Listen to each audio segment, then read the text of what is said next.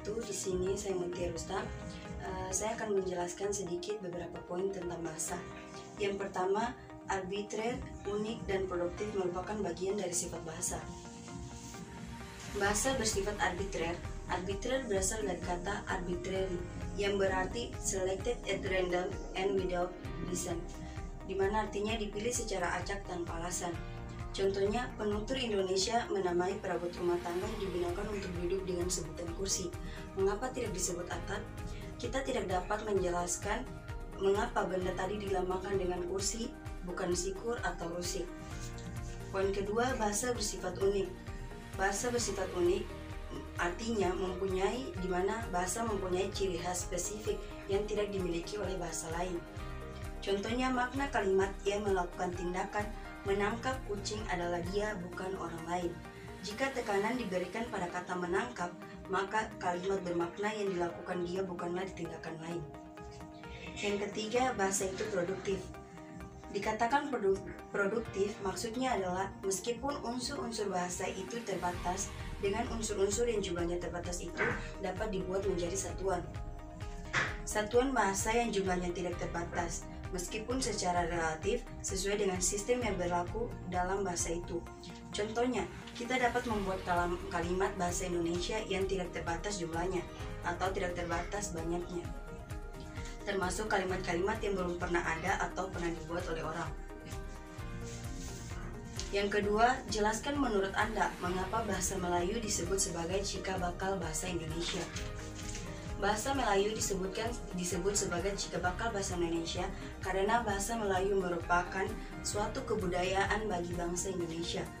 Selain itu juga, penggunaan bahasa Indonesia sangatlah mudah, tidak perlu mengenal tingkatan bahasa lain.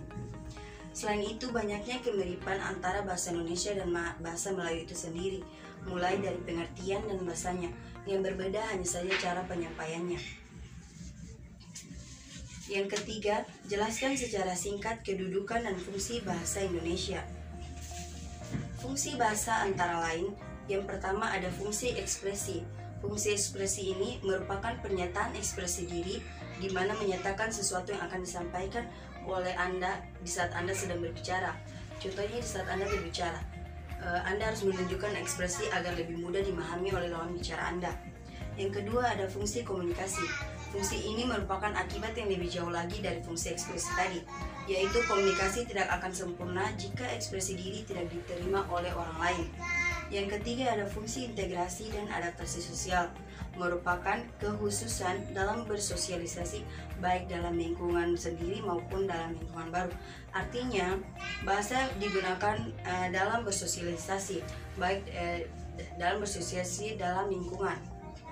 Yang keempat ada fungsi kontrol sosial, di mana bermaksud memengaruhi perilaku dan tindakan orang dalam masyarakat, sehingga seseorang itu terlibat dalam komunikasi dan dapat saling memahami. Dan juga ada kedudukan bahasa, antara lain yang pertama ada bahasa persatuan. Bahasa persatuan adalah bahasa pemersatu suku bangsa, yaitu sebagai pemersatu suku, agama, ras, dan golongan dari Sabang sampai Merauke. Yang kedua ada bahasa nasional. Bahasa nasional adalah fungsi jati diri bangsa Indonesia bila berkomunikasi pada dunia luar Indonesia. Yang ketiga ada bahasa negara. Bahasa negara adalah bahasa yang digunakan dalam administrasi negara untuk berbagai aktivitas. Yang keempat ada bahasa baku, di mana merupakan bahasa yang digunakan dalam pertemuan sangat resmi.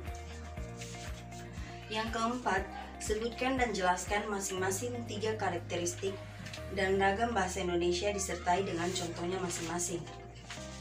Di sini saya mengambil karakteristik bahasa secara umum, yaitu arbitrer. Contohnya, kucing disebut meong karena dalam telinga kita kucing mengeluarkan bunyi seperti itu. Yang kedua produktif, yang ketiga unik.